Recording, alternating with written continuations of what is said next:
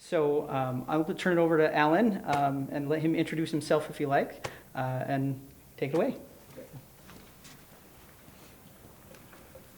Hello everybody, I'm Allen Eskens. I am a novelist.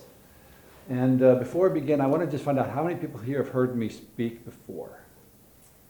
So just a handful. Okay, I apologize to you because this is going to be a bit repetitive because I'm going to talk about my journey as a writer. Not as much as I have in the past, but it may sound familiar. But my journey as a writer, I became a published author in 2014. And prior to 2014, I had never been to an author event. I'd never heard an author speak. And I thought I'd better start going to these things because I needed to know what I was going to say. So I started going to author events, and they would inevitably talk about what it was that led them to become a writer. And they would say things like, I knew I was going to be a writer from a very young age. I wrote my first short story in 3rd grade, or I spent all my time at libraries reading books. And the more I listened to these authors, the more I realized that my path was a bit different from theirs. So I went in search of what it was that I think led me to become a writer. And my search took me to a bin in my mother's closet where she kept my school memorabilia. And in that bin, I found what I believe is the reason why I'm a writer today. And I found it on my 1st grade report card. And on that card, on the back where my parents had to sign, my teacher, Sister Ronald Marie, had written, "Alan dreams too much when work is to be done." And that is, I believe, why I'm a writer today, because I have always been a prolific daydreamer. It was my favorite part of school. You put me near a window, I'd look outside and I'd see a reflection of something and I was gone. And because of that and other things, I was not a good student. And I was okay with not being a good student. And I think it was because I come from a blue-collar background. My father owned a drywall company. And so for my earliest memories, I worked for his drywall company. And I always kind of figured that I was going to be in construction when I got out of school. And I didn't think I needed good grades for that. So all I wanted to do was get from one grade to the next. Well, that was working out. But my life changed in 5th grade. And it changed because of a teacher. Do we have any teachers here? Thank you for your service. And on behalf of students like me, I apologize. But in 5th grade, my teacher, Mrs. Allen, got me into the school play. Now, when I say she got me into the play, I didn't even know there was a play going to happen. And to be in the play, you were supposed to be a 6th, 7th, or 8th grader. But this teacher went out of her way to get me an audition for this play. And I auditioned, and I got a part. And not only did I get a part, I got the best part in the whole play, which wasn't the lead. The best part in the whole play was the only character who got to say a cuss word. I played a prisoner who was going to be hanged. And in my scene, there was this priest trying to get me to confess my sins. And I remember the first performance was to grades 1 through 4. I'm sitting on this chair backwards on stage, and I'm looking angrily at the crowd because I'm going to be hanged. And this priest says, "Are you sure you won't confess your sins?" And I say, "Yes, I'm sure. Damn it, go away." And when I said "damn it," those little kids, their eyes popped, and I became a celebrity. And I thought, I like this acting thing.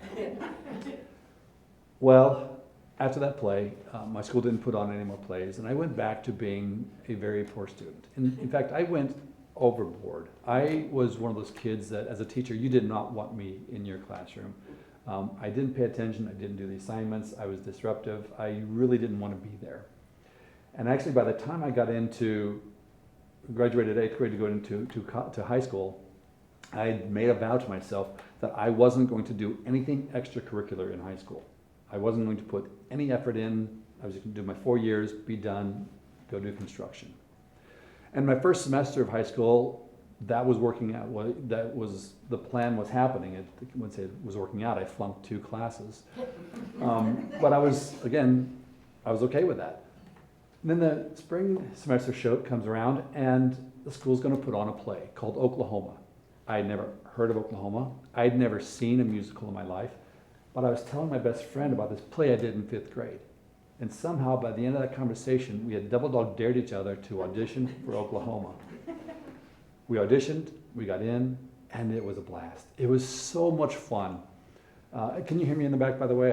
I want to make sure I can be heard. So the wonderful thing about doing a play in high school, though, is that at the end of the play, that last performance, when that curtain comes down, everybody's really emotional. And everybody's going around hugging everybody. And here I am, this geeky freshman, getting hugged by these beautiful junior and senior women. And I'm thinking, why would you play football when you can do this? So that became my thing. I fell in love with theater. It gave me a reason to want to go to school. I found that I had a creative side, and I was passionate about that creative side. And as my high school years were coming to an end, I realized that my paths were split, that if I went down this path, I would go into construction. But if I stayed with theater, if I maybe went to college and studied theater in college, I could do it just for a little while longer.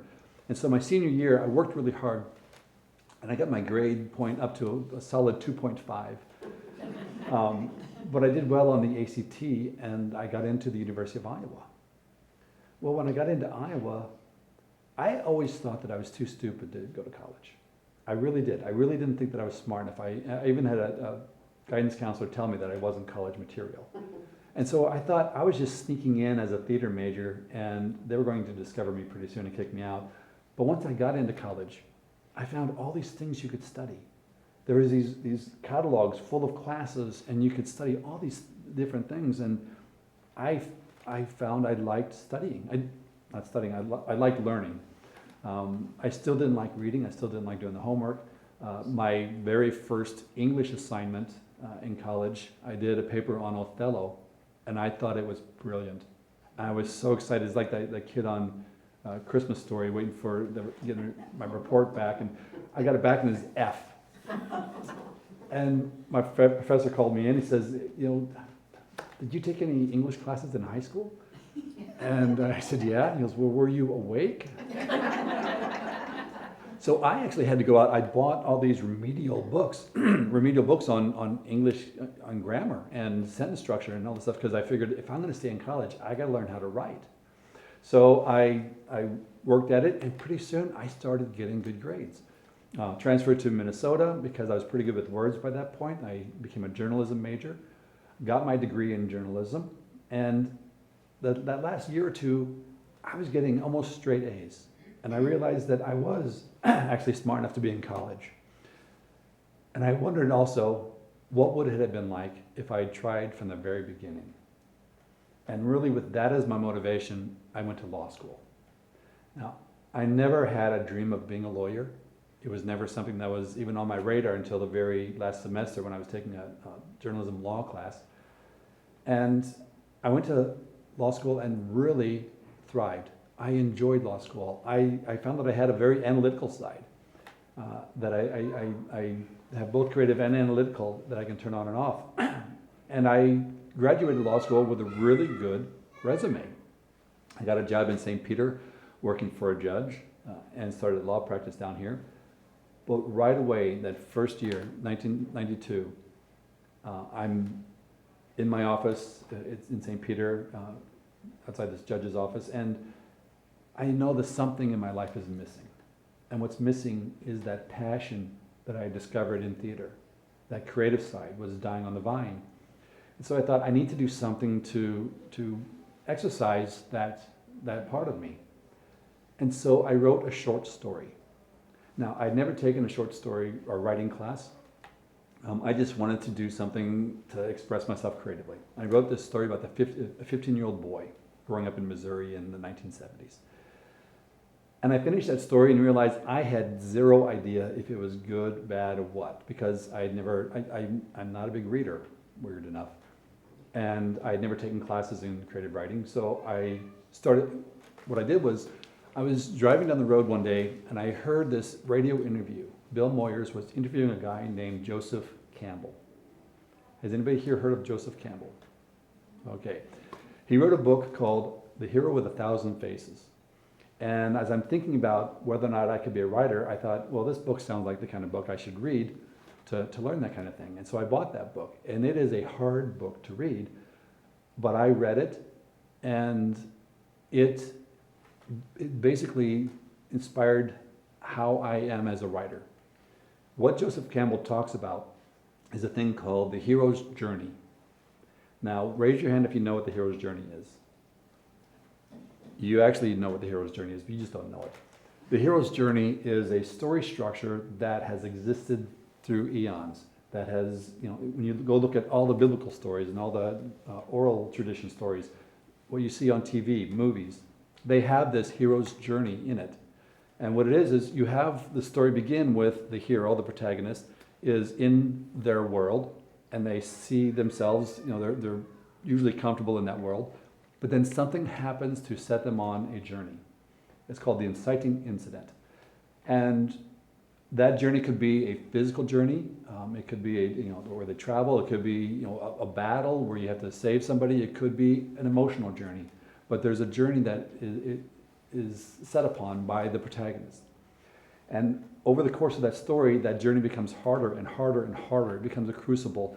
And at the end, it changes who that hero is. It changes who that protagonist is, how they see themselves, how they see the world. And I had never known that about stories. But now that I knew what the hero's journey was, it's everywhere, in everything you see, in every story you read. And I thought, well, my little short story did not have a hero's journey at all. It was just about some kid daydreaming. So I went back to my short story and I started writing and giving this kid a journey. And then I bought more books on writing technique and added that information to this story. And then I started taking classes. I started at the Iowa Summer Writers Festival, which is Iowa City, and you go down there for a week or a weekend and just study like dialogue or study plotting. And I was learning the fundamentals of writing and then adding that information to this story about this 15-year-old boy.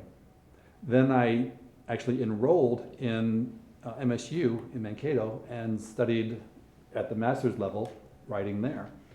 I've got 3/4 of an MFA degree.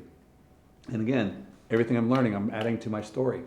And after 20 years of writing this story and rewriting this story, I've written first person, third person, different ways.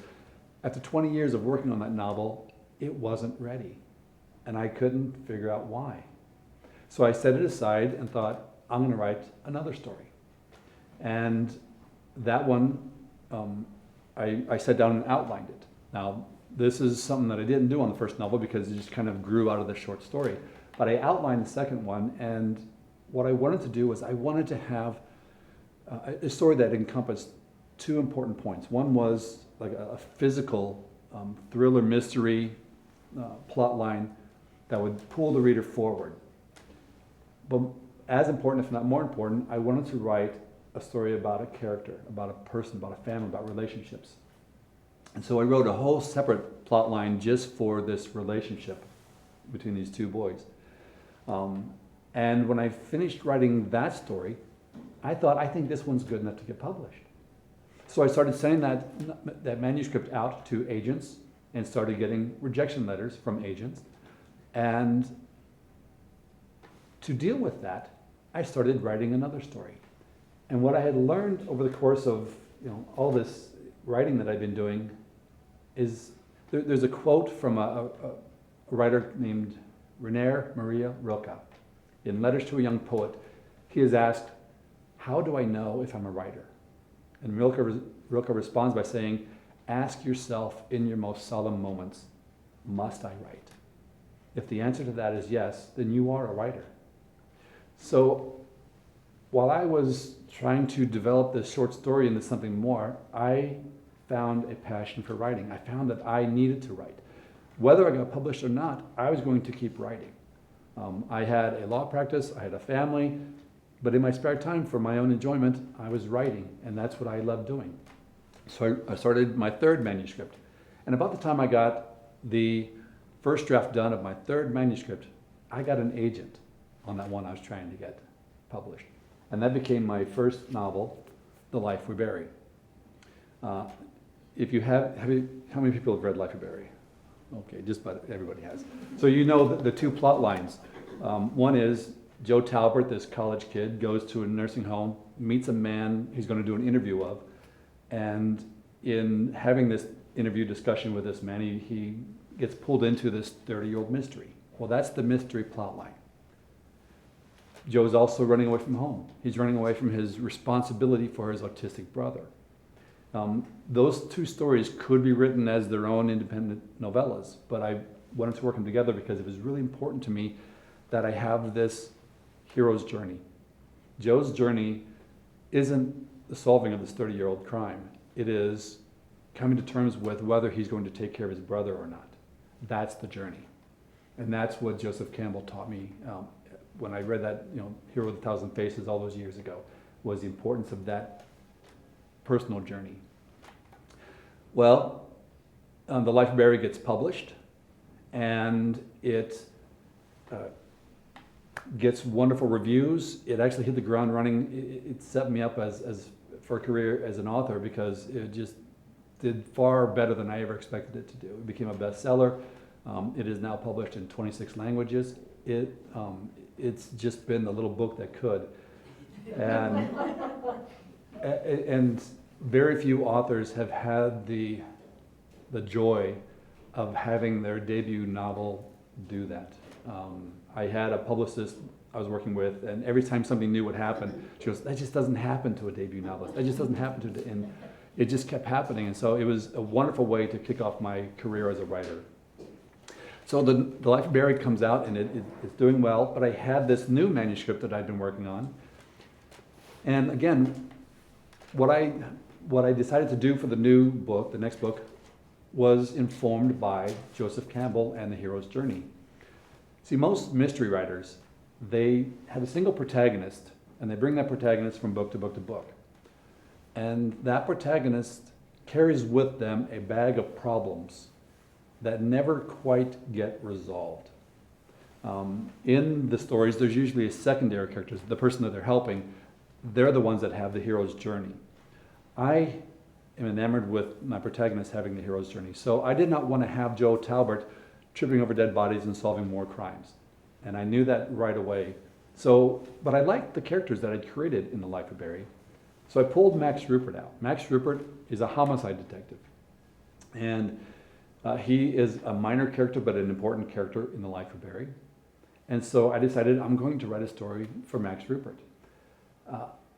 But after The Life of Barry, we got this contract signed, I knew it was going to be published. I told my agent about this new book that I was writing, and I said, what I want to do with this is I want to do a 3-book contract. And the reason I wanted a 3-book contract was because I'd been reading about people getting 3-book contracts, and I thought it sounded really cool. And my agent says, okay, what are the other 2 books about? And I said, I'll get back to you on that. So I went back to the table. Again, it was Joseph Campbell who gave me the inspiration. I wanted to write 3 books. Each book would have within it its own character arc. But each book, if you read the 3 in a row, you would see the change of Max Rupert over the course of these 3 books. So the first book was The Guise of Another. In this, it's really the story of Max's younger brother, Alexander. And Alexander, who's also a cop, it's a good brother, bad brother story. Alexander's kind of the bad brother. Max is the good brother. So I set Max up in this book. He's like 1/3 protagonist, but I set him up as a man who follows the rules, a man who has a very strong moral compass, in contrast to his brother who is somewhat shady and cuts corners and is loose with the rules. And so this book has within it, I won't tell you the plot line because I don't want to give it away, but this has within it the start of Max Rupert's 3-book character arc. The second book in the arc is The Heavens May Fall. In that book, I have Max Rupert, who is a homicide detective. He has his mind set that this man killed his wife, and he's convinced that this man is guilty. Well, this man happens to be the former law partner of another character from The Life of Barry named Bodie Sandon. Bodhi Sandin in The Life of Barry is a law professor who runs the Innocence Project. He and Max are really good friends. They play poker together. But because Bodhi's former law partner is being accused of a crime, Bodhi goes back into court to defend him. And Bodhi is convinced this man is innocent. And the point of this novel was I wanted the reader to side with both Max and Bodhi as I go back and forth. I wanted you to want both of them to be right, but only one could be right. And this is really more of Bodhi's character arc. It's equal 50-50 protagonists, Max and Bodhi, but because Bodhi's arc has an ending to it, where Max's doesn't really have an ending to it, this is more of Bodhi's book. But again, in this book, Max, who is this rule follower, Boy Scout, man with moral compass, finds out that his wife, who's been dead for a couple of years, finds out that she didn't die by accident like he thought. And someone had actually killed her. And he's not supposed to investigate it because it's his wife. There's rules against that. You don't investigate your own family's murders. But he breaks the rules. He steps out of that Boy Scout role and starts to follow his heart. And that's the next step in his character arc, which leads us to the third book in the arc, which is The Deep Dark Descending.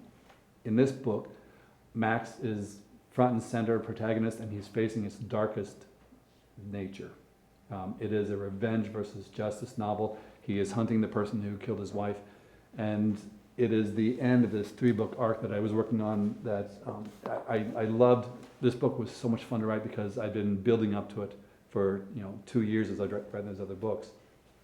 And so the hero's journey actually takes place over 3 books, but each book is a standalone with a hero's journey for someone else inside each book. And so I was having a lot of fun with pulling secondary characters out, but my publisher wanted me to do a sequel for The Life of Barry.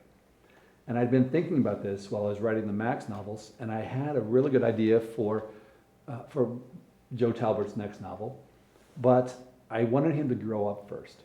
And my publisher actually said, set the Max Rupperts aside and do the Joe Talbert, do the sequel to The Life of Barry. And I said, no, I have to wait for Joe to grow up a few years. I just need him to be a little older. And my publisher said, this is fiction, right?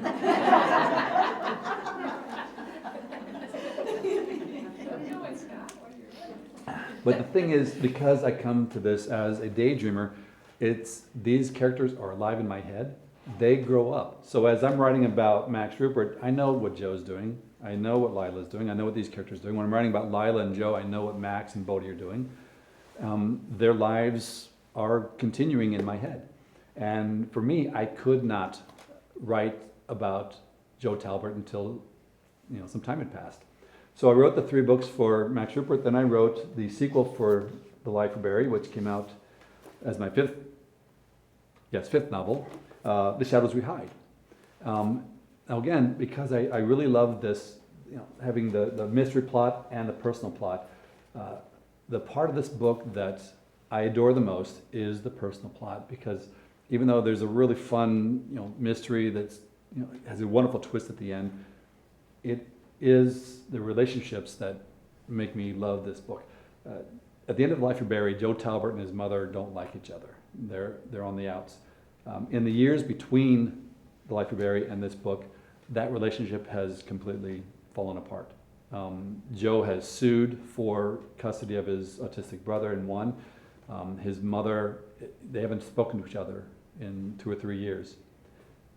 And over the course of this novel, something happens to open a door where Joe can go through and try and mend his relationship with his mother. And the question is, can he, will he, what happens if he lets down his guard with his mother? And that was the part of the novel that again, attracted me to writing the sequel. So then, I get to write my 6th book. My 6th book is that book that I spent 20 years working on, that I started back in 1992. And when I started writing this story about this 15-year-old boy, I wanted to give him a name that had kind of a southern drawl to it. So I named him Bodhi Sandin. And that manuscript was in my drawer as I'm writing The Life of Barry. And I'm writing The Life of Barry, and I'm creating this character who is a law professor. And it occurs to me that this character that I've been writing about, this 15-year-old boy named Bodie, is actually an aspect of who I was when I was 15. And this character who is this law professor is an aspect of who I became after going through college and law school. And so that's why Bodie Sandin in The Life of Barry got his name, because I realized even if I never published this book here about Bodie as a teenager, I knew who Bodie was, and he had grown up to be this law professor. But because I did that, all my books tie together now.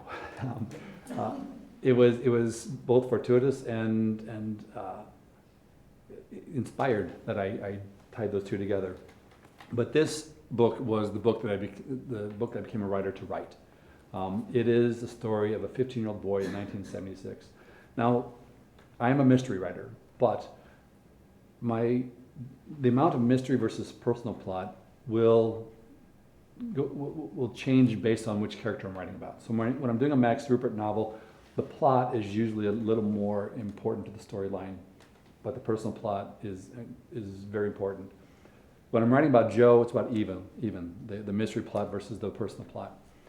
This book, the murder mystery in it is not the center tent post. It is more a thread to connect the characters and the storylines together.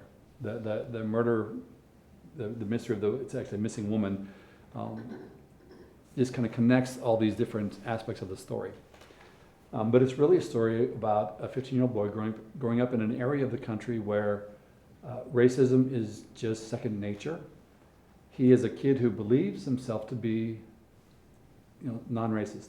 He actually says that I'm not prejudiced. I believe blacks can be just as good as whites if they try hard enough. That's his mindset at the beginning of the story. And during the course of the story, a black family moves in across the road from him.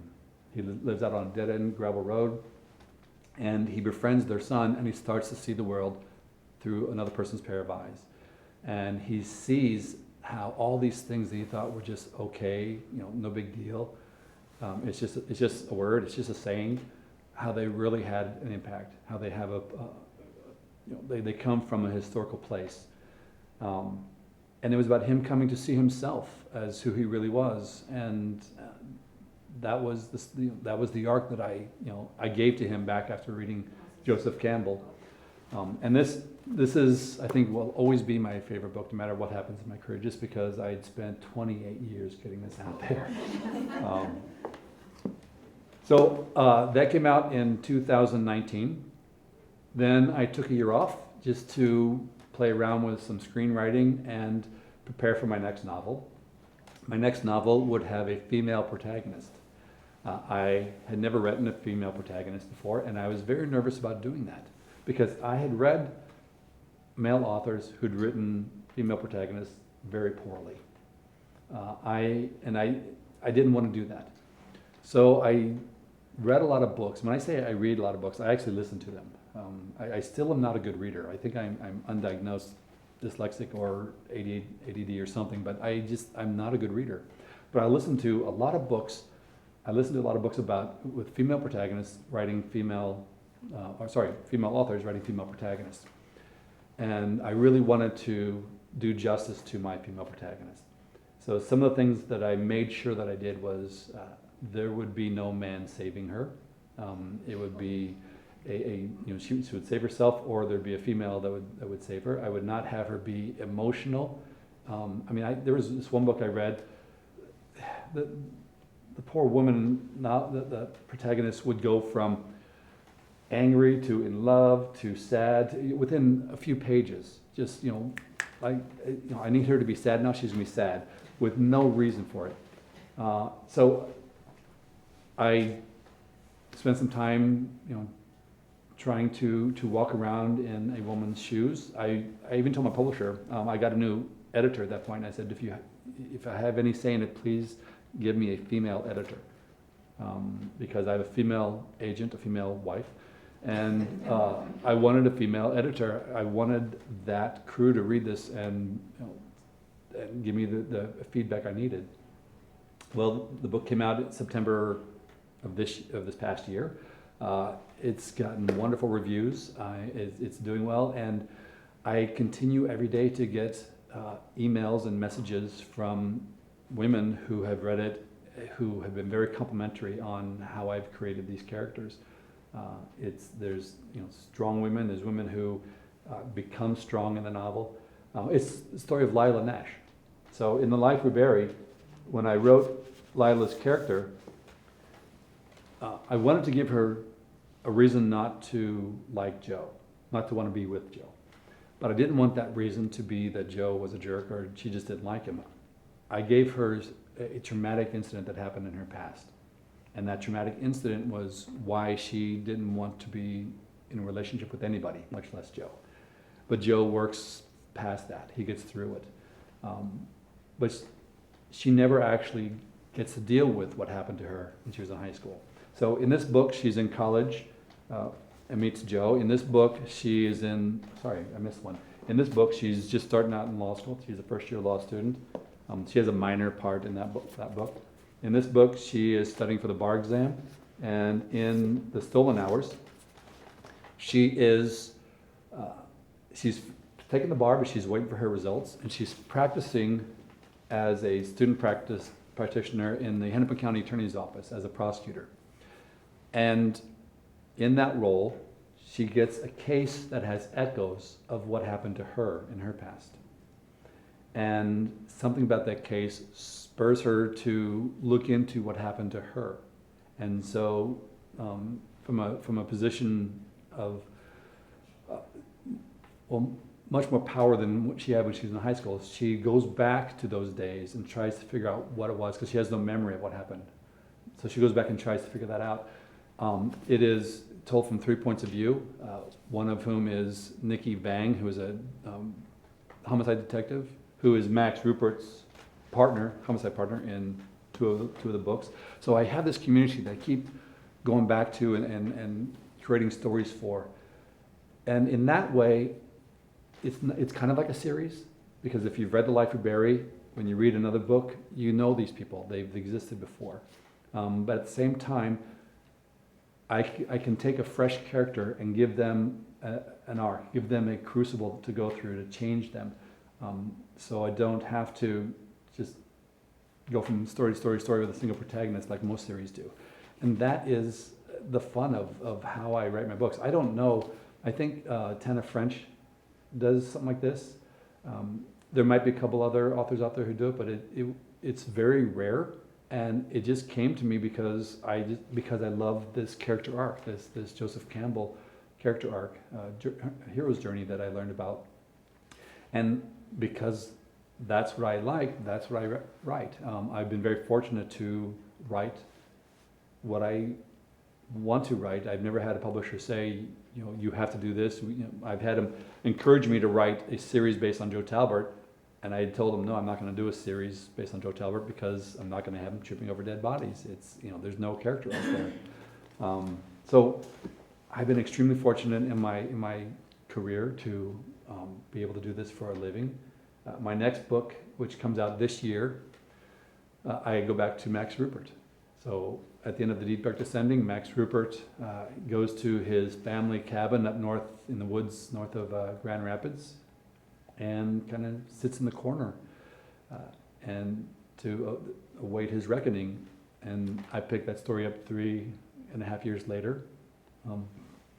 He's still waiting, but something happens to draw him out into the world against his better judgment, against his will. And I'm looking forward to that book hitting the store shelves. I'm in the final edits of that right now. I have my next book outlined, which is a book by my protagonist is going to be Bodhi Standen as an adult. So this will be his first book where he's the sole protagonist. And I've been wanting to write this book for a long time because it involves the security hospital in St. Peter. As a young attorney, I represented a lot of characters, a lot of people at the security hospital, and the people you meet there are unique. They have a world vision that it's it's fascinating to me. They live in a world of their own that they believe is real, but one you live in is not. It's just, just talking to them, it can be fascinating. And I've always wanted to write a story where one of my characters is in the security hospital. And over the years, I've been mulling it over, and I have an idea that I can't wait to sit down and write it. So I've got these, my last edits will be done by the end of this month. I've got it, like 80% outlined, and I'm just raring to go. So I love that feeling. I've never had a book where I sit down and go, I got to write a book. What am I going to write about? Let's just start writing and see what comes to me. Every time it's like, I can't wait to write this next book. This is a story about Lila. I've been waiting to write Lila's story for so long. This is the Deep Dark Descending. I've been waiting to end this arc for 3 years now. I can't wait to write it. So I've always gone into it with a great deal of excitement, and it's just been a fun ride. So that is where things stand with me. I want to turn this now from a monologue into a dialogue. So it's a Q&A, and my one rule is nobody can leave until somebody asks a question. Yes? Can you talk a little bit about your screenwriting Sure. experience? Is that mysteries as well, or? Well, I have been studying screenwriting for several years now on the side, just now and again. On the drive over here, I was listening to a podcast on screenwriting for a couple reasons. Number one, I would love to write a screenplay or a teleplay for a limited series, but also it makes me a better novelist, I believe. There are things that I've learned in my screenwriting studies that I have not been taught in novel writing. One of the things that screenwriters focus on a lot that novelists really don't talk about is the importance of evoking emotion, and how you technically go about evoking emotion.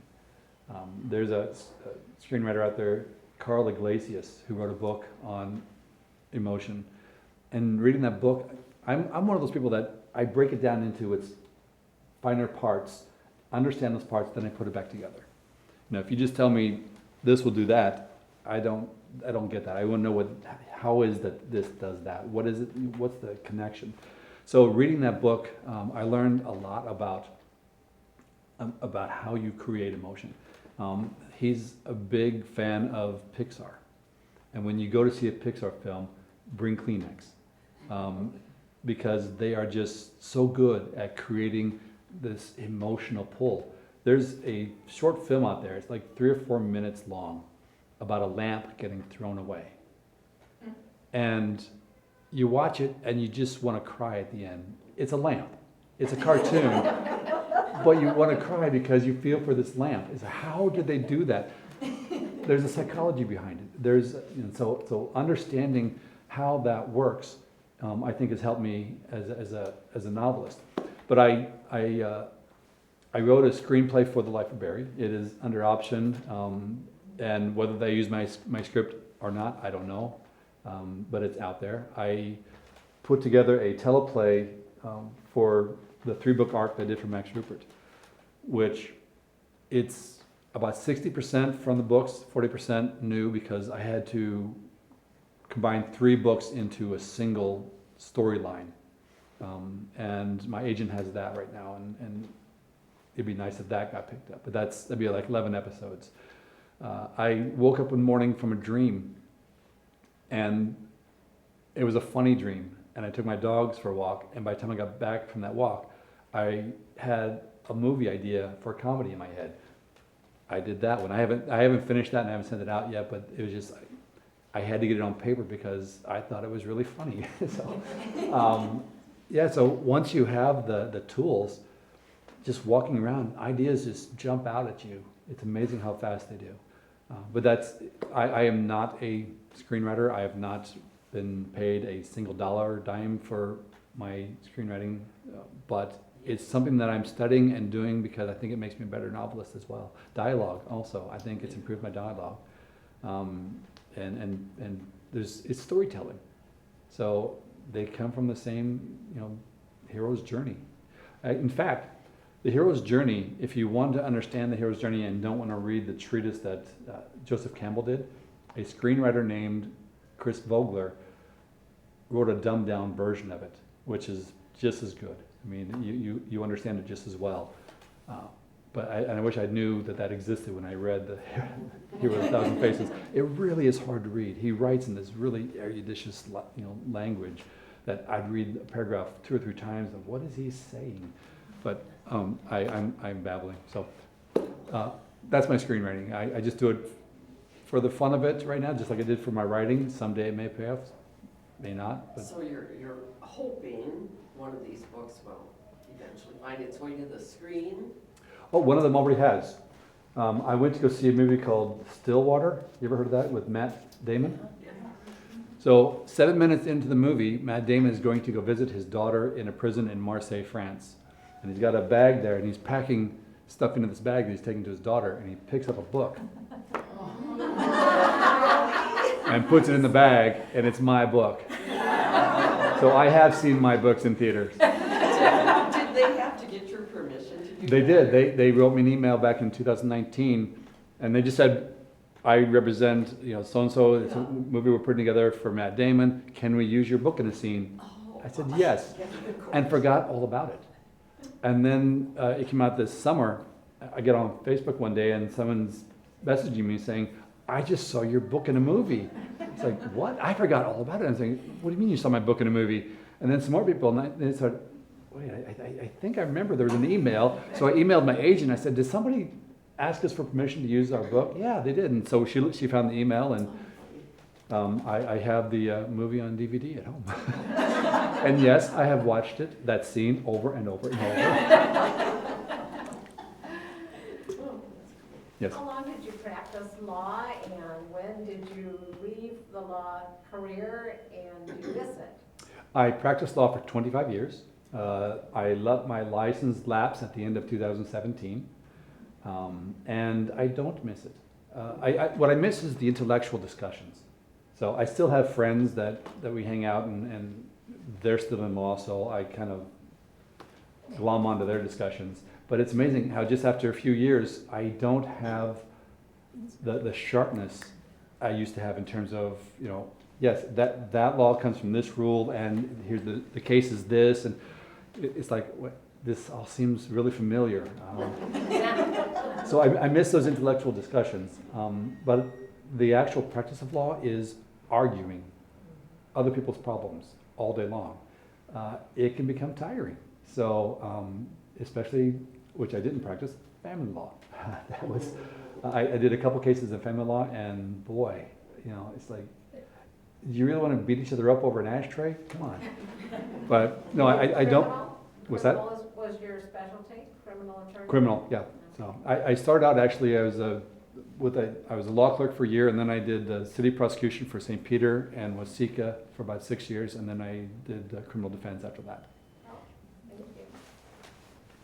Oh, thank you. In your spare time, when you read or listen to a certain kind of book or a certain author? I listen to books that will inform my next novel. I rarely read a book that is not specifically picked out because I'm writing a novel about something like that. So for example, when I wrote The Stolen Hours, I was reading books that were female authors, Ruth Ware, mystery writers, Hannah, Barbara Kingsolver. So I was reading women, writing about women, to try and get me into that mood. When I wrote Forsaken Country, which is my next book coming out, I was reading Longmire. I was reading Cormac McCarthy, No Country for Old Men. Tom Franklin, Crooked Letter. Reading books that were country-based, because this book takes place in the Boundary Waters, and I wanted to get this country feel in my head as I'm writing. I did read Cloud Cuckoo Land, just for the challenge of it. It's a very unusual book. Halfway through, I almost put it down, but I stuck with it, and I'm glad I did. It's very different. But no, I do not read for enjoyment. I read for edification. And even before I was a writer, I didn't read for enjoyment. Reading always came hard to me, but Do you write every day? Do you have a schedule? Like you said, so many hours writing? yeah, every day I write. I try and do at least 1,000 words a day. That's a very slow pace, and I'm okay with that. But 1,000 words a day, 90 days, you can do that's a novel length first draft right there. So I try and do 1,000 words a day. I have in the past done 5,000 words a day and been okay with it. But I find that if I write too many words, I write down my first idea and then move on. Where I learned in theater actually that your best ideas usually don't come to you right away. It was an improv class, for example.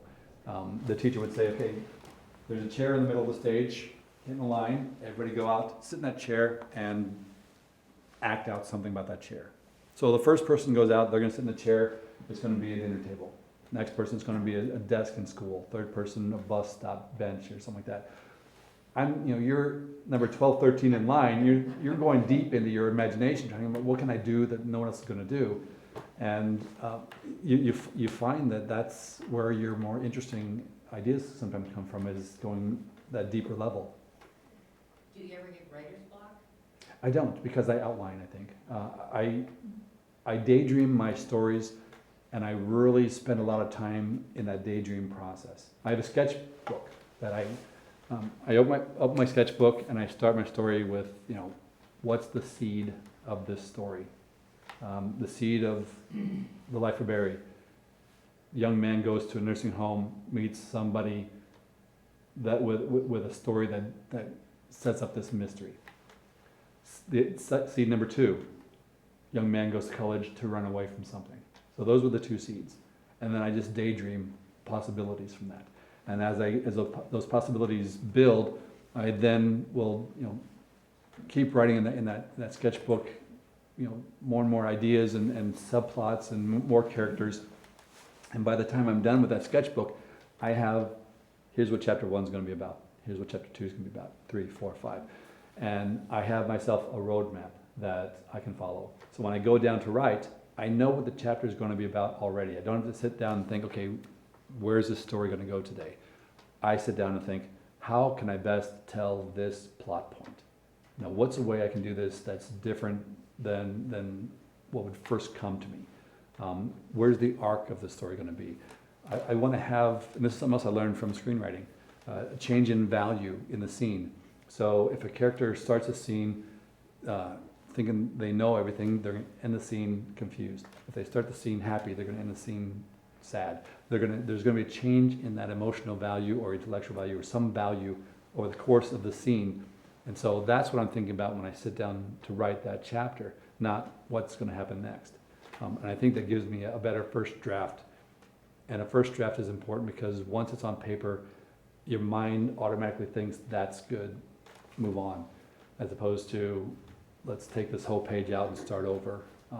Do that in the daydreaming. Make your mistakes in the daydreaming process so you don't write 20,000 words into a corner. Yes. I'm not quite sure how to ask this, but those of us that are more readers than writers have characters in our minds that inspire us or that we think of because of the reading we've done. But your characters you've invented and you live with them and you come back to them over and over again. And meanwhile, there's the greater world and there's your life. So I guess I'm just wondering what your relationship and your responsibility toward your characters are. Seems like they're living, breathing, growing So people. the question is what is my responsibility to my characters? If I understand the question, I think what it is to nurture them, to give them space in my head to grow, to expand. I live a very staid life. When COVID came, it really didn't change my life much because I stay in my basement all day long anyway. But I don't want my characters to be that way. I want them to have adventures, even if it's not an adventure that I write about. I want them to, be constantly moving forward and changing and trying to either become better people or more interesting people in my head before it's time to write about them. I wanna give them aspirations that give me fodder to write about. I guess, does that make sense? Yeah. And a lot of writers aren't like me. They don't have this, schizophrenic world. That's what I mean. Like Yeah. they're there with you all Yeah. the time, probably. Yeah, and a lot of writers, we're called plotters and pantsers. I am a plotter, big time. A lot of people they sit down and they say, the muse is going to take me where it takes me. Can't do that. I am not that person. But yeah, they don't have this group of people talking to them at night and saying, hey, Alan, write my story. I got a good one. Listen to this. Yeah, so, yes. How much editing do editors do? It depends on the editor. My first 4 books were with a publisher called 7th Street Book, and that editor had very light hands. He would, if he found a problem, like in one of my books, I had something happen on a Tuesday, in the next chapter I had Monday. It's like, no, you just went backwards in time. So he would look for those kind of problems, but as far as, he was very light-handed in terms of telling me, change this character or add this. My new publisher, Mulholland, they're a little more hands-on. And my current editor, I love her. I mean, she's just great. And having a good editor is very important, because if you trust your editor, when you give the manuscript to the editor and you then get back a month or 2 later pages of notes of here's what I think you can do to improve this novel. And when you get those pages of notes, the first thing you do is you hit your heart to start it again, because you've been working on this thing for a year and you think it's perfect, and all of a sudden, yeah, well, what if we did this? It's like, man. So what I do is I print the notes up, I read them until I can't take it anymore. I swear to God, this is it. I read it until I can't take it anymore. I put the notes down, I walk away and spend at least a day or 2 away from the notes, just to think, because I gotta think, okay, this person has my best interest at heart. They want to make this novel better. Be open to it. And then I go back, and then eventually I start reading. It's like, yeah, you know what? She's got a point. Yeah, I should have. Why didn't I think of that? And you start making changes that make the novel better. But they don't write the changes. They just say, I suggest this. They think, if you move this around, or if you had, a different motivation for this. I don't understand why this character is doing this at this point. That kind of thing. So I really trust my editor, which is good, because when that 11 pages of notes came in on this last book, it's like, oh man. But it made the book. I spent 2.5 months on edits, which is probably longer than I have in the past, but just because she had a really good point, and I thought to fix that point, I'm going to add a whole nother level of plot line here. And I'm very glad that she suggested it, because it really did, I deleted about 7,000 words and added about 14,000 words. So that's a major change, but I like the novel so much better now. Yes? Does your wife read your drafts? She does, not till I am ready for her to read them, but once I have that first draft where I think it's good, I will give it to her first, and my agent also. And they will read it and give me their feedback before I send it to my editor. And she's also there to bounce stuff off of. So as I'm, like just the other day, I came to her and I said, so I'm thinking about doing this in my next novel. What do you think? She thought about it for a moment and says, I don't think that's your second idea. I think that's your first idea. It's like, oh, you got me. So I went back to the board and I said, okay, that was my first idea. Let's go a little deeper on this one. And I came up with a much better idea. So so I bounced stuff off of her. The hard part about her doing that, though, is she can't see the idea in context of this novel that I have in my head. I've been outlining this for months now, and if I give her a little snippet, it's a snippet, and it's hard to explain the entire context sometimes, but she always gives me good advice. I can just see her trying to ask you a question about daily life or something, it's like, sorry, I'm in the middle of a daydream. You have no idea. For the camera, what she said was she can imagine my wife, talking to me and me being zoned out. But yeah, I walk around pretty much 70% of the time in my head. So we'll be at dinner and she'll be talking to me and I will not know it. And pretty soon she's like, "Oh, are you even listening to me?" And I'm like, "What? Oh, no, I wasn't." And she understands because when I'm really deep into either outlining or writing chapter by chapter first drafts, I am. There's a movie called A Beautiful Mind, and he's like doing this all the time. This is how I feel in my head. It's like, and I'm just trying to get these. If I just get the words in the right order, I think this idea will work. And she's talking to me, and I have no idea. Sorry, but she's used to it by now. Any other questions? Go ahead. When you write a series of books, is it difficult to have them also be standalones? Like, do you have to often refer back to something for the reader that's coming into the second or third book, or is that That's a very good question, because these characters all have pasts where dramatic things have happened in their past. You have to figure out a way, how do I let the new reader know what happened without boring the old reader by reliving that thing? And it's a fine line. In fact, just today, working my edits, I added a line that in The Guides of Another, somebody important dies.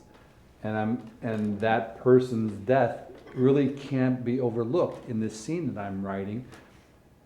And the first time I did it, I just pretended like it never had happened. And that was one of my editor's notes. She goes, "Well, wouldn't your readers know that this person's dead?" It's like, yeah, they do. So then I spent some time, how can I do this in 2 sentences, maybe 3, and just say, this happened, now we're gonna move on. So yeah, it can be tricky sometimes. And you don't, like I said, you don't want to spend time rewriting a story you've already written, or a storyline, or a plot point. But at the same time, you gotta make sure that you're consistent with this world. The world exists, these things have happened, you can't ignore it. Yes? There's a few writers local writers that have written very fine work that have come out of the Mankato program. Mhm. Thomas Malcolm and Nicole Halkett. Are you part of any writers group, or are you a solitary writer, or has that? I was, the question is, am I part of a writer's group? I was in a writer's group before I got published. It is a good idea to have a writer's group if you're a writer. And the way that I found my writer's group was I would be going to classes, either at the Loft or Iowa, and if I met somebody and I thought their writing was very good, that they wrote well, I would try and create a group with that person involved. Because what I want to do is I want to have people in my group that will elevate my work. I want someone who's critiquing my work to have a high level of understanding of what I know. So a writing group can bog you down if it's the wrong people. It can lift you up if it's the right people. But once I got published, I have an agent, I have an editor, I have a whole team of people working with me. And I don't have time to do writing group anymore, because it's a good exercise to do when you're building up for the career. Was there a second question? No, was that, okay. Oh, are we done? About time, yes. Okay, well, I want to thank y'all for coming out. I really do, on this very, very cold day. I don't do this to sell books, but I always bring books in case anybody wants to buy one. If you brought a book that you want signed, I'll be back at that table signing books. But thank you again for coming out and to listen to me blabble on. So, thank you.